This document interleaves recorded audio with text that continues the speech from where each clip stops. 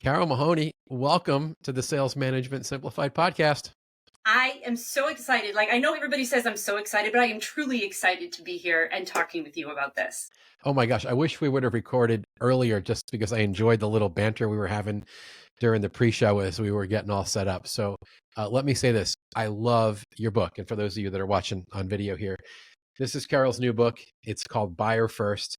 And I told you when I launched this podcast a couple years ago, I was not going to parade all of my friends through here with their books, but this one was special. And you and I have kind of a bond because we both launched our book on the same day this year. And part of the reason I haven't been able to get to promoting yours is because I've been promoting mine. So Right. I really appreciate the chance to finally sit down and visit with you because I'll just say this. In fact, I didn't know about your t-shirts until I started doing some research for this thing. But the title of this book just hit me because I'm always telling people it's not about you. It's not about hmm you. It's about the buyer. I'm like, oh my gosh, buyer first. And I thought I was being all creative. I was going to tell you that. And then I went on your website to get some information about you. And I saw you in the cool t-shirt with the upside down hashtag, not Yep. about me. So here's my promise. When this episode hits 5,000 downloads, which will be a couple weeks probably from the time we launch it, I hmm don't care if it's women's size small, I get a Not About Me t-shirt from you for this episode. Is that a deal? Oh, absolutely. It's a Okay. deal. But because I also have a hat that I need to send you from however many years ago when we were going back and forth on Twitter. And my poor husband, he's like, you need to get this hat out of my house.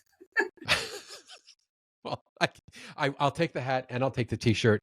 Um, you know, we have a lot of friends in the industry and there are some great books out there. Every once in a while, a book just strikes a certain chord. And I'm preaching every day I can to someone, it's not about you. It's about them. We need to put the buyer first. So why don't you just start, set the stage Sure. in all the work you do, and you do some really impressive things, which we'll get into later in your relationship at Harvard. But where'd you get the idea? And the title is just spot on. So give us the backstory a little bit. Well, so backstory was once upon a time, I hated the idea of sales. And I struggled in my business as a result of that. And this, obviously, the story of that is in the book. And it came to the point in my entrepreneur journey that I had to make that decision of do I continue to struggle and go forward, or do I go get that four-letter word called a job? And I decided I needed to feed my family. I'm going to go and look for the job. My sister introduced me to her boss. And I was, desperate for a job. It was, recession was still going on. All of these things were happening. My husband was, miserable. I was miserable. And so as my sister's boss is sitting across the table from me, we go through the interview and he says, hey, I'm having a really hard time making this decision. If you were me, who would you choose? And I knew who the other person was that I was up against. Mm. And I was like, my first reaction was, well, you need to hire me because I'm going to do this job because I'm desperate for this job. I need this job. I wasn't going to say that, but that's what I was thinking. And then I looked at him and I realized this is my sister's boss and she has a relationship with him. And if this doesn't go well, it's not going to go well for her. And it's not going to go well for me. And that's going to damage our relationship. So I asked him the first question that came to my mind. What's the most important part of this job? What's the most aspect of this role that you need to be successful? And when he told me, and it wasn't the thing that I knew that I could do, I was like, it was hard for me to say, but I said, you need to hire so-and-so because they're better suited. I know that this is their skill set, whereas this is not mine. I can go find a better opportunity. And he looked at me, he's like, thank you so much for making this decision easier for me. I'm going to go see who else needs your services because you're someone who I think I can recommend to them. And I was like, well, that's never happened before. And when I went home and told my husband about it, he's like, well, maybe, what was different about this conversation, he said. And I was like, I don't know. I was focused more about what he needed and wanted than what it was that I wanted. He's like, well, maybe you just need to stop making it all about yourself and stop trying to sell people on that. And then you'll get more customers and clients. And it started this thought in my head. And I hired a sales coach and my sales coach kept saying, as you said, it's not about you. It's not about what you think or what you want or your product or your service. And then I was like, oh.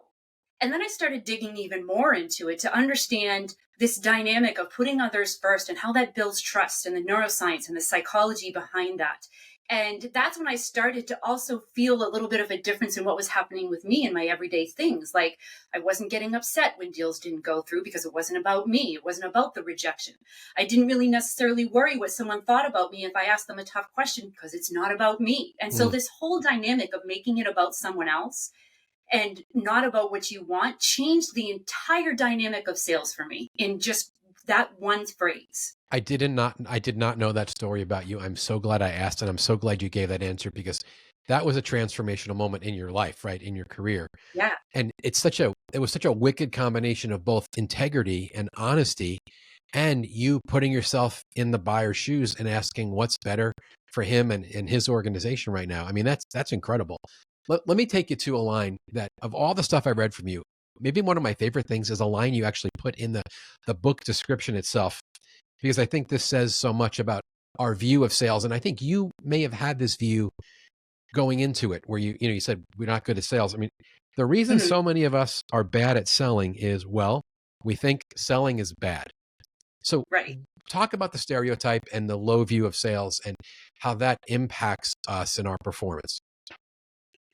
Daniel Pink was the one of the endorsers for the book Yeah, you had because it just a was few him. blue chip endorsers. I noticed Mark I know, Roberge right? and Like Daniel Pink. I'm like, you went there. Very I impressive. was like, Yeah. if I'm going to do this, I'm going to do this, right? And so, Daniel Pink's book, by the way, the best cold email I ever sent in my entire life. That's another story. To him to get Um, the endorsement.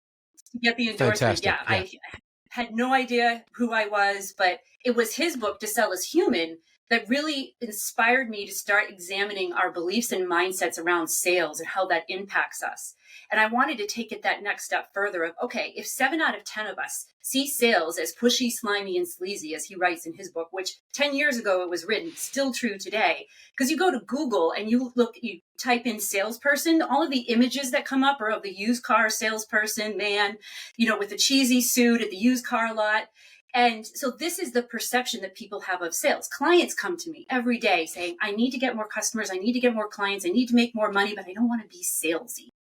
And it's this perception of sales as being pushy, slimy, sleazy, manipulative, something we do to other people to get what we want, that has caused others to shy away from sales, to not want to go into the profession, or when they have to engage with a salesperson, this is what they think of. Or as a business owner, you go into a business for yourself, not thinking you're a salesperson, but if you're going to make it work, you have to sell something with someone else. And so this whole perception, the thing that's interesting about it is it's our beliefs and attitudes towards a behavior that will dictate if or how we do that particular behavior. And so the psychology also tells us that when we have to learn something new, one of the ways that we do that is by modeling the behaviors of others that we see as successful.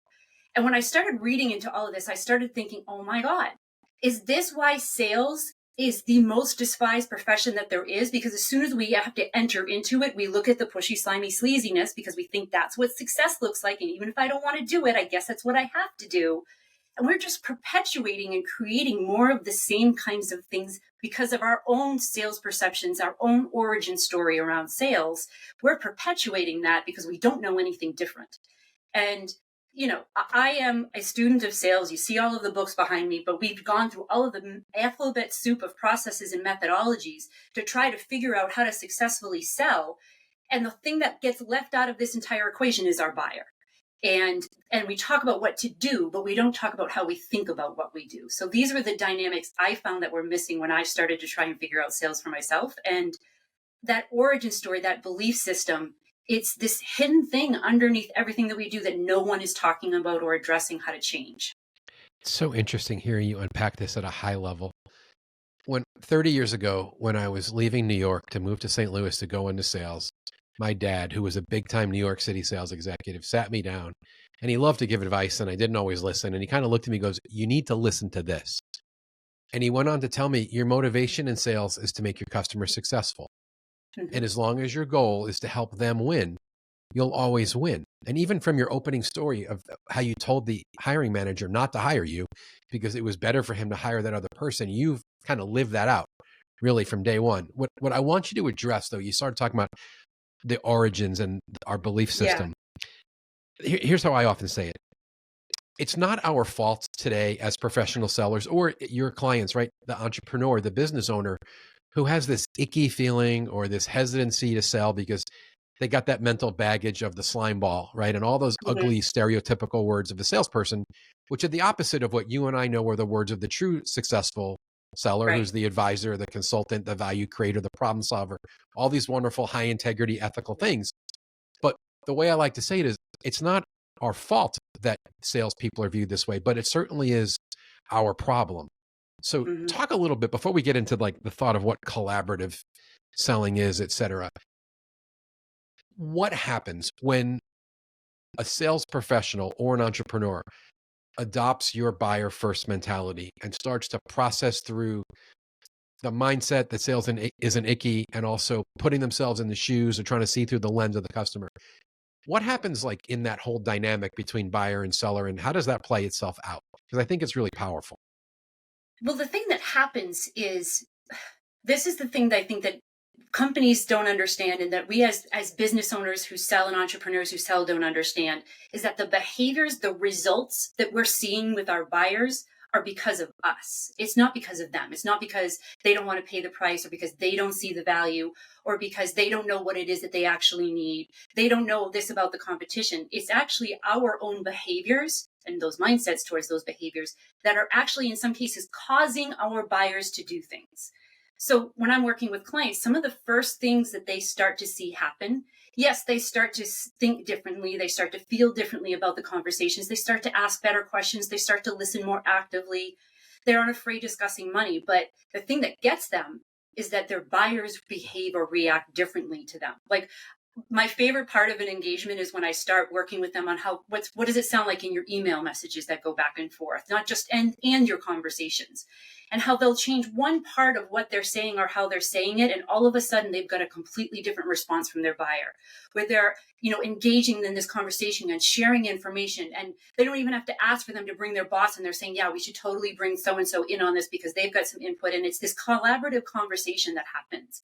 And they come away from those calls or those emails and they're like, my God, this like worked. Like, I can't even believe that this worked the way that we thought it was going to work because of the small changes that I made in it. So that's a lot of the times the things that I see happen.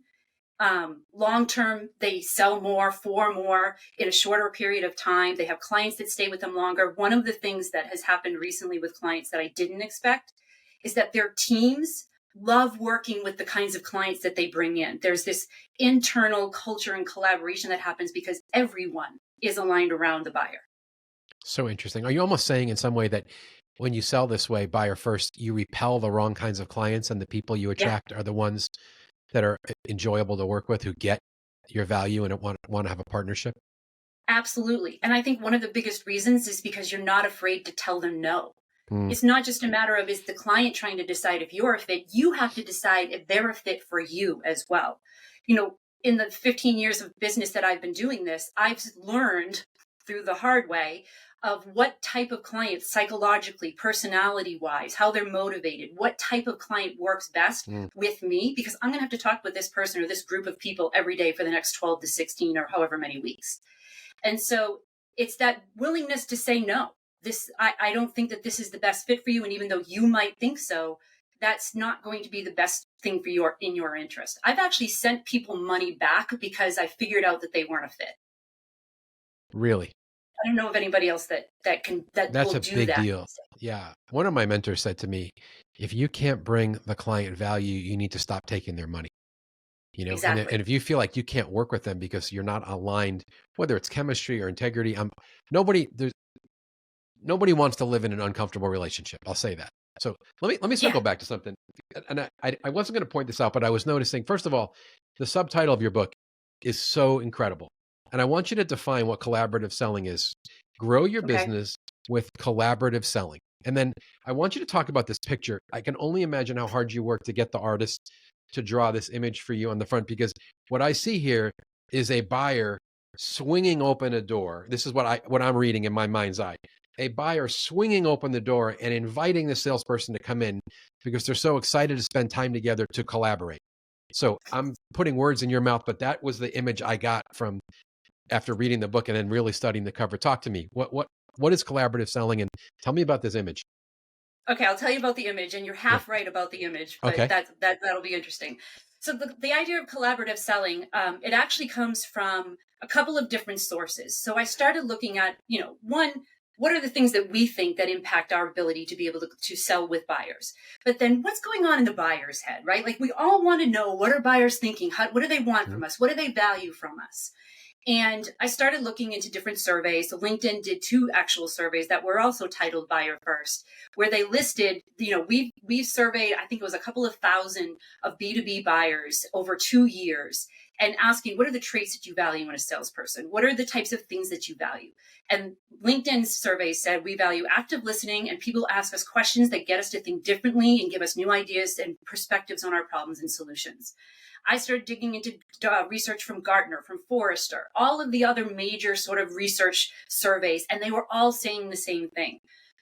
Deb Calvert wrote her book with her co-authors, Stop Selling, Start Leading. And in that, they also surveyed B2B buyers who also found collaborative salespeople helped them think differently about problems were the ones that they wanted to interact with. Then I started digging into some research from Harvard. And one of the studies that I came across, or research studies I came across, was called the IKEA effect. We all have heard of the IKEA store where you go and you buy something and then you put it together yourself. But what the researchers couldn't understand is, why are people willing to pay more for that than they would for something that was put together for them? Like, makes no sense, right? Why is that? So why is that? Because when we put some skin in the game, when we take part in creating something that's for ourselves, we have more value in that, right? It's like the difference between buying store-bought cookies and cookies that you made yourself or that someone like you made for you. We place more value on the homemade stuff. Artesian cheese, like that explains all of it to me right there. So the thing of it is that we think that we can't collaborate with our buyers because we have this set product, or we have this set program, or we have this set thing that we're going to sell to them. But what these studies are really saying is that it's in the conversations that we have with our buyers, not just in the solutions that they see as collaborative. So asking open-ended, sequential questions to uncover need and urgency. What do they think about it? How has it been happening? How long has it been happening? Why has it been happening? Is this even a problem we're solving?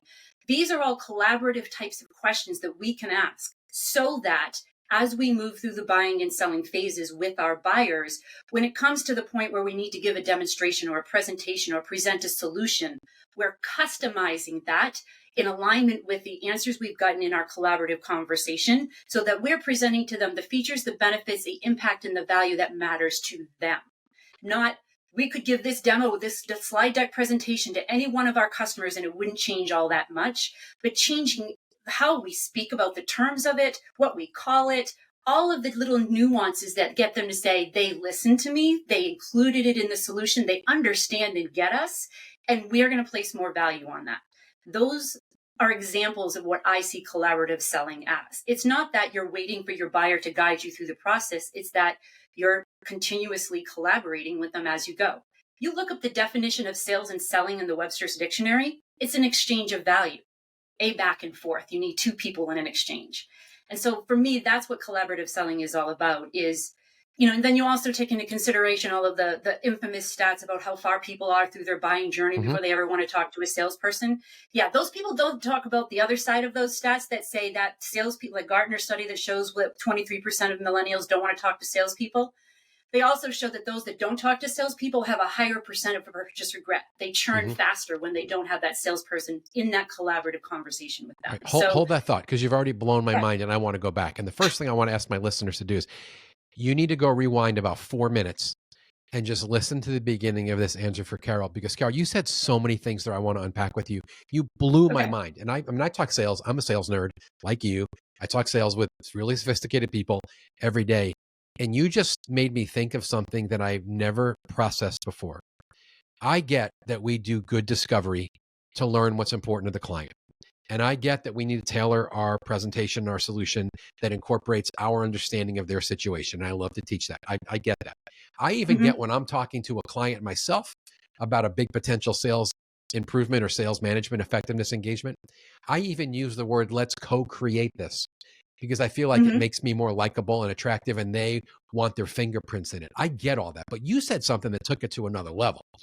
When you went through the IKEA analogy, what you're telling me is, and I've never had this thought, and I want you to unpack it even deeper, that when we do good collaboration and we follow the type of process and are good consultative value creating sellers who are collaborating the way you just painted that picture, part of what's happening in the dynamic is that the buyer is saying to themselves, I want this and I don't want this to fail, and I'm going to enjoy this more because I'm part of the solution. Like, can you give me some of the psychology and what your observations show you? Because as much as I think about how we come across and prevent, buyers seeing us as commodity sellers or pitch men Yeah. or pitch women, I never took it to the level where you're saying if they're involved, they have skin in the game. Can you go deeper there? So the reason this happens, because I was curious as to what's going on in the actual brain. And so I came across a couple of studies, one from Stanford and another from Harvard. The Stanford study showed that when we ask collaborative questions, open-ended sequential questions where they're not closed-ended, like they can say yes or no, but open-ended as in they have to provide more detail and information to it. There's two things that are happening.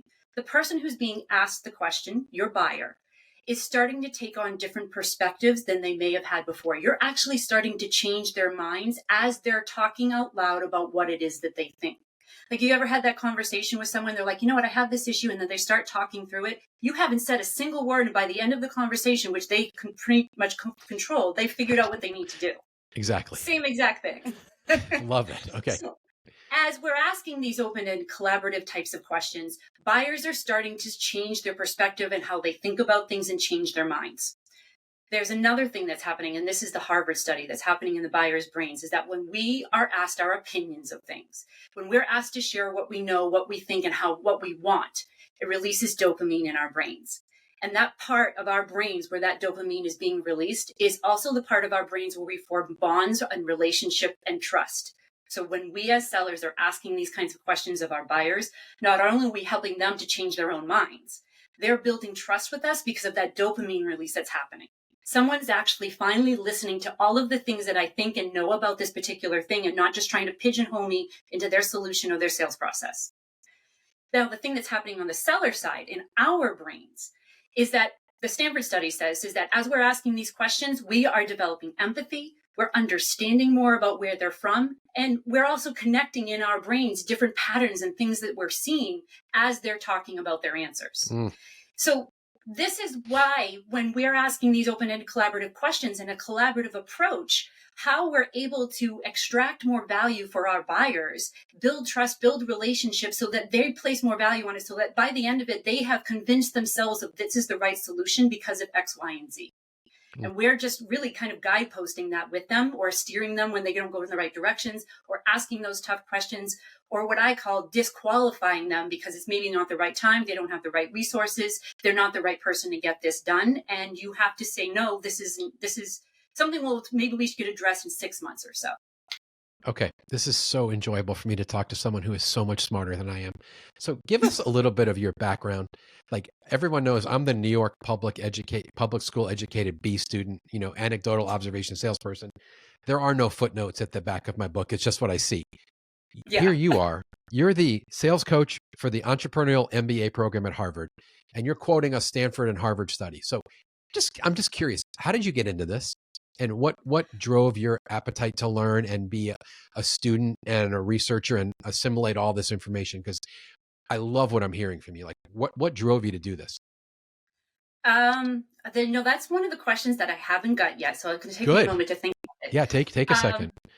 It's, I guess, from the earliest days, like, I came from nothing. Like, my mom was a single mom. She had me in the 70s. My father passed away when I was young. I grew up in a family of blue collar entrepreneurs who did everything from welding to owning sporting goods stores to, airbrushing, murals on VW vans. So I came from a very blue collar entrepreneurial family. Was I the first one to go to college? No, my aunts and uncles did as well, but not very many of us went to college. And, as my mom was working 2 jobs, all through junior high and high school, I've been working since I was 9 years old. And at some point in high school, I realized if I'm going to actually get ahead or get above and beyond where the rest of my family has been till now, I need to start using my brain. And for me, learning, like, my favorite place to be during summer vacation was a library. Because reading and learning things and understanding how the world works made me feel as if I had more control over things because I understood them better. And with that, figured out, I don't know, somewhere along the way that there isn't much out there that I can't learn and figure out given enough time. And so whatever challenge it was that I faced, I would grab a book, I would start looking, I would start asking questions. It drives my family crazy to this day because I still do it. And, my sons are like, come, mom, can you turn off the brain for a minute? But it's really always kind of just been about curiosity and why do things work the way that they work? And why do people do the things that they do, but don't do the things that they should do? Like, I always was curious about human behavior and learning new things. And that's kind of what made me start digging into the psychology of things. I actually originally got into marketing because I hated the idea of Hmm. sales, but Hmm. I got into marketing because of the psychology behind it, of how you could, influence and impact people in order to make a movement. Like I started studying, mass media during the Great World Wars and looking at how these things can impact economies and governments and all of these things. And I was just kind of fascinated by how the human brain worked, how we do the things that we do. And as I started growing and getting into my own business and then realized what sales was all about, that's when I started like uncovering this like rainbow pot of gold of all of the things that I could dig into. Like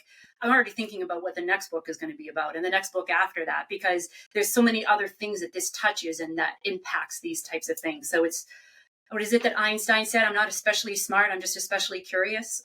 Okay, I'm so glad I asked you that, and what a great answer, and what a chance for the audience to get to know who the heck you are. I'm going to say this, and I said this to you before we started recording, and I mean this. I've read a lot of books in the last year, particularly in sales.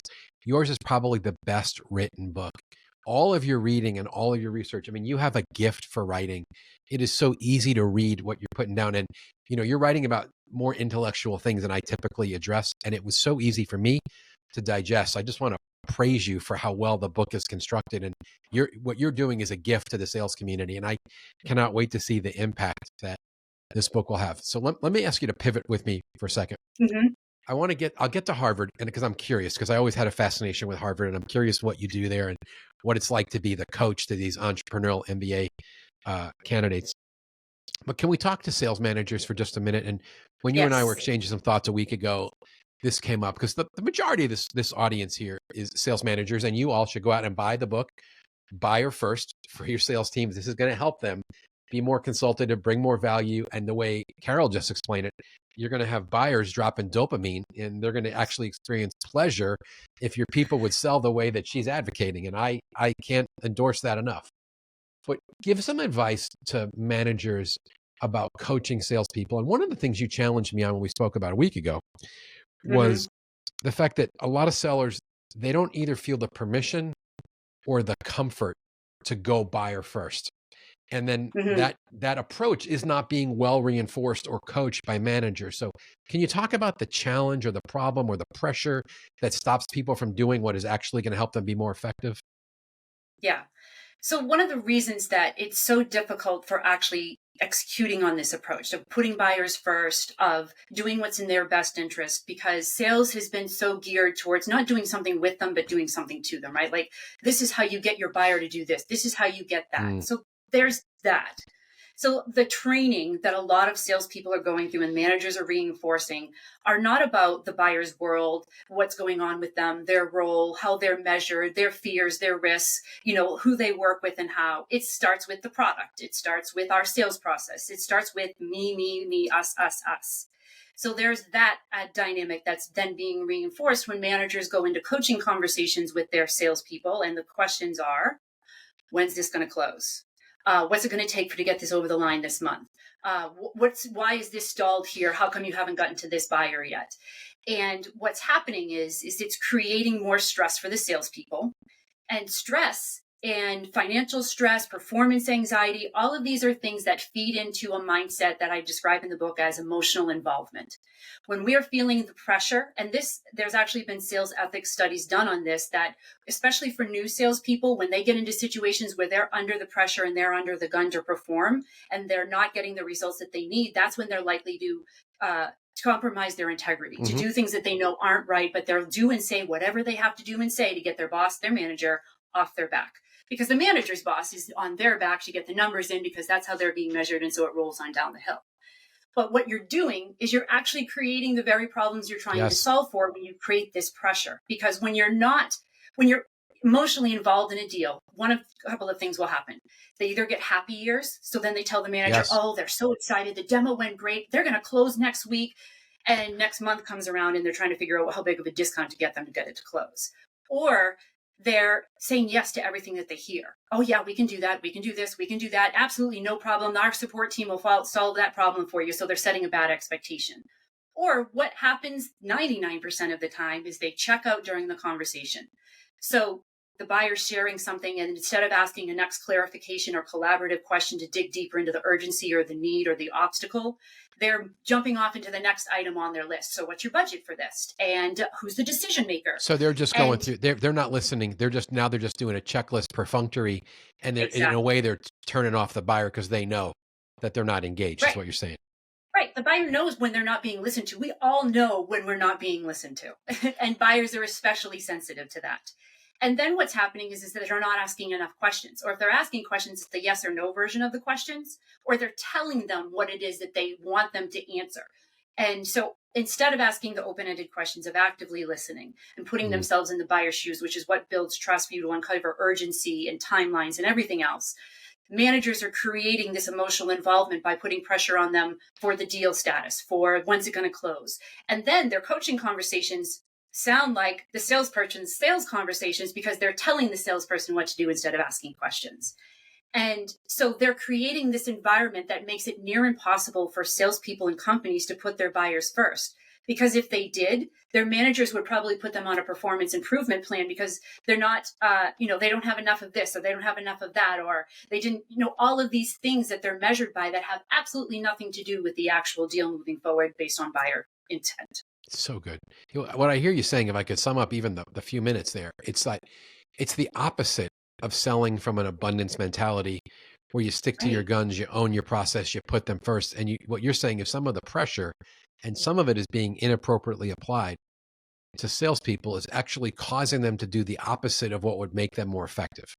Am I overstating Exactly. that, or is that accurate? No, it's absolutely. So have you've heard the phrase, as goes the manager, so goes the team. 100%. Right. We've observed this, right? If a manager does something, their team is more likely to do something. And so I dug into some of the data from Objective Management Group, and I looked at 500,000 managers and the teams that reported to them because I wanted to see how did the mindsets and beliefs of the manager impact the team? Because when a manager doesn't have good emotional management, the sellers can never lose a deal. Everything that goes wrong is a reflection of them. And so then that gets passed on to their salespeople because now they're not listening to their buyers. And so it manifests in managers in different ways, but impacts their salespeople. So if a manager has non-supportive beliefs around sales, like if they think it over, they'll eventually buy from us. Mm. That non-supportive and negative belief gets passed on to their team at a rate of 355%. They're 355% more likely to believe the same thing Stop. and then not perform well. Repeat the statement and the statistic and drive home this point for us all to get it. Say it again. When managers have non-supportive beliefs around sales activities, such as if they think it over, they'll eventually buy from us, or we need to have the best price for them to buy from us, their teams are 355% more likely to believe the same thing, which leads to their behaviors and results. Wow. 355%. There's a flip side to this. When managers have supportive beliefs, which, by the way, only about 7% of managers do out of the 500,000 that I've evaluated, when they have the supportive beliefs, such as value is not about price, that's a supportive belief. That is 1,000% more likely to be believed by the rest of their team. And of course, those are the teams that actually perform better. So the thing that's interesting here is that when managers have supportive beliefs and mindsets around the activities of sales, that has a 3+ times impact on their sales team than the negative ones do. What It's I hear harder to you, develop those, though. yeah, it's incredible. What I hear you saying at the simplest level is the statement you made, which we all believe, which is as goes the leader, so goes the team. It Mm-hmm. plays out on steroids, both in Yeah. terms of whether it's supportive beliefs or negative beliefs. They are so much multiplied in terms of the people. What I hear you saying, it's actually 3x more powerful when it's positive than when it's negative. Yeah, So exactly. a message to all the sales leaders, we got to get our belief set right and be very, very careful what we're communicating, both verbally and non-verbally, to our people when it comes to supporting their behaviors and what's going on in the sales process. All right, Yeah. Carole, It's this not whole just thing is about what happens in that coaching session. It's same. about everything. It's about everything because they're watching and they're listening, and it's huge. And I always talk about the multiplier effect. Like the manager, you be very careful because what you do gets multiplied into your people. Okay, Yes. I think we have given the audience enough reason to go buy buyer first. And in a second, I'll ask you to come back and tell us where people can follow you and find you. But I have one selfish question. I've always been Yeah. enamored and amused by the whole deal with Harvard, and you have this really cool title. What are you doing there? If I have it right, you're the coach, the sales coach to the Entrepreneurial MBA program, right? Yes. At the school Yes. at Harvard. So what does that Yeah. mean? Who are you getting to hang out with? What are you seeing and learning? And then what are you speaking into? Because you probably have your finger on the pulse of so much going on in that startup, small business, entrepreneurial world. And it's a mystery to so many of us. So just share a little bit Yeah. about what that experience is like there and what you're contributing and what you're learning. Yeah. And so I'm one of several coaches. I think there's about 20 of us at this point. Okay. And I started doing it about 5 years ago. When they first started in the MBA program, they started a sales course, which was started by Mark Roberge and Lou Hmm. Sipley. Now, I met Mark through when he was working at HubSpot and my work with HubSpot. So that's how we knew each other. And so when he started this program, and he and I had gone back and forth, he's one of the endorsers in the book. I've mentioned him several times in there. And so when he started to devise the sales program for the MBA program, he wanted to make sure that he included people who were in the field and experts, Mm. because the whole, sort of impetus of the program was, have you heard of that book, What They Don't Teach You at Harvard Business School? Yes. Yeah, that was the reason for the program, because the dean recognized that sales skills are skills that are applicable in business, even if you don't go into sales, whether you go into consulting or analyzing or VC. These are skills that are really, they're just good communication skills when it really comes down to it. And so when they first started devising the program and they had, structure to it, what was interesting is that, Harvard students are they're the smartest students that are out there, right? Super smart, super intelligent kids. And what's interesting is that what they brought to the table as far as sales is no different than what any of us bring to the table as far as sales. In my first year in coaching students, one of the first role plays, like, so what I do is they have a case study, they look at the case study, Hmm. and then they act as a buyer and seller within that case study role. And then I am then charged with looking at that, grading their performance, giving them feedback, and coaching them on how to improve in the next part. And it always comes down to asking open-ended sequential questions, active listening, and many, many, many other things. But what was interesting in that first year was when students would come in, and this is where I started realizing that how we think about sales is how we perform in sales. Their idea of a good salesperson was one that controlled the call, made the pitch, asked for the business, and closed the deal. And so they would go in with this, well, Mr. So-and-so, we have the best in market product, and we Interesting. know that this is what's important to you. And they're not even asking a single question. So And when can I I ask gave you them, can I ask you a gut yeah, punch question on that? So you have this incredibly well-filtered group of people who are successful entrepreneurs and got into Harvard MBA. So they're obviously really smart and have an yeah, ego. What is it like when you try to coach them and show them that it's actually the soft skills and the EQ and the way you approach selling that's going to help you be more successful? It's not your brilliant engineering background or the software you developed or yeah. whatever these incredible IQ things you bring to the game. It's more about EQ. How does that go over? And is it an eye-opening thing where you're kind of rubbing some sandpaper on their rough edges and it's not all about brilliance? Like I'm curious for what that reaction is like. Well, and so the first reaction was, and the program has changed quite a bit, but that first reaction was, well, if I ask a lot of questions, aren't they going to think that I don't know what I'm talking about? Like, that's the first kind of thought in their head. Like, people don't like answering questions. Aren't they going to think I don't know what I'm talking about if I have to ask too many questions? Interesting. Yeah. And so when I gave them some pushback on that and, shared some of the things that I've shared already here, but then also, both Mark and Lou are doing really great jobs at educating them about what sales is and what it isn't and, the intentions behind it. So now the students that I'm getting they're actually, somewhat humbled because they realize that they don't know what they don't know. And when they start to go into the role play the first time, and I have that conversation with them, and they're like, I was really nervous. Like, even in the moment, I couldn't think of the next question, and I didn't expect them to say that. So they're much more self-aware, I think, at this point of what it is that they don't know. But they're also hungry to learn and figure it out, because I think that they've truly grasped onto the idea that this applies to sales is life, Mm. essentially. So once they start to grasp onto that, then the hubris is gone. They don't try to pretend that they know, because it's plain for them to see that they don't. And a lot of times, sometimes they'll get pushed back, and when I give them certain pieces of feedback, but I think as a coach who's been doing this for a while, I can usually ask enough questions that they start to realize, yeah, maybe you're right. And I didn't think of it that way before. But yeah, every so often they've done a really good job, I think, of putting the students in that really want to learn, Hmm. because certainly you'll have some. The other thing is they have to join, like it's not like an automatic class. They actually have to apply to get in. And I think they have a wait list of like several hundred people now for the Yeah. course as Wow. it's evolved over the years. What a treat that Um, you get to do that. That's what an yeah. impact you're making, and And what. it's amazing. Honestly, it's amazing to me that I've been doing this for so many years. And then and meeting these, I hate to say that they're kids, but at 49 years old, I can say that you're a kid now, is, from all around the world of different cultures, different ethnicities, and still have some of the same ways of thinking about sales. Like that's the thing that's been interesting for me to learn, is how all of these diverse backgrounds and ways of thinking, how it's still sales seems to be the equalizer. Mm, That puts everybody kind of on the same level playing field, because you can't think your way out of it, right?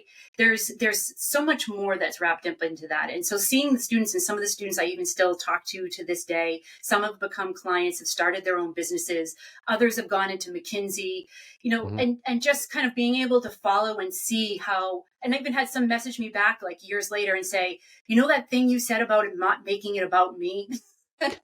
Like you can't imagine the impact that that's had. I'm engaged now and I'm getting married, and like I also tell them, like, this is great dating advice too, by the way. Yeah, boy, Carole, even hearing you say it that way, it's more proof that you didn't make this up just to write this book. You've been living this truth of buyer first, and it's not about me. And I really want to say something to you, and I mean this. You have elevated this show. This has been the most intriguing conversation with someone in the industry to take this conversation to a new level. And I'm honored to be a colleague of yours, and uh, trying to serve the sales community as you are. So let's put a wrap on this with you just Thank telling the you. world, where can they follow you? Obviously, where can they get this book? Obviously, I'll point them to Amazon, and we'll put a link in the show Yeah. notes. But what a treat for the listeners to get to hear from you. I'm going to go back and listen to this just to soak in all of the knowledge and all of the expertise you were sharing. So thank you so much. Thank you so much for that. I mean, and honestly too, like I think I've told you this, like some of the first sales management books that I read was Mm. yours. So to hear you say that means a lot. And as I was joking with you, like if there's anyone that I was going to compete with for my launch day, if I had to come number 2 to anyone, it was Mike Weinberg. I'm Oh, okay you're with kind. that. Yeah, it was fun. It was fun. That's great. So where But can folks you follow can you? definitely find me on LinkedIn. If you can't find me on LinkedIn by my name, then I'm definitely doing something wrong. You can also go to my website, which is carolmahoney.com, as well as unboundgrowth.com. That's my corporate training site. But LinkedIn is pretty much the social media place where you will find me. Great. We will put links to your site and to the Amazon page for your book and to your LinkedIn profile, all in the show notes. All right. You keep doing what you're doing. I'm Thank you. excited for the sales community to benefit from what you're doing and from buyer first. Thanks, Carole. Thanks, you, Mike.